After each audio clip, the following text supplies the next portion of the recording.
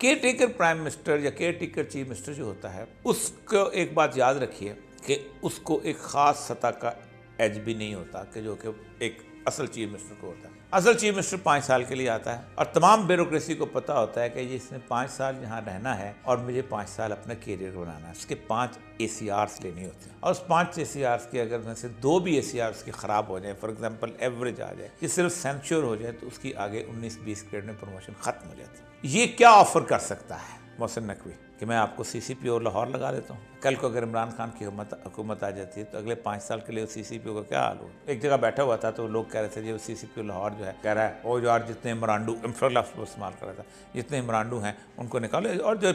और आप अंदाज़ा करें कि उसके जो पुलिस वाले हैं वो आम लोगों को बताते फिरते हैं कि बिलाल कमियाना हमें कहता है कौन सा इमरानडू कौन कौन है। इसका मतलब ये है कि एक आदमी ने अपनी पूरे कैरियर को दांव पे लगा दिया है।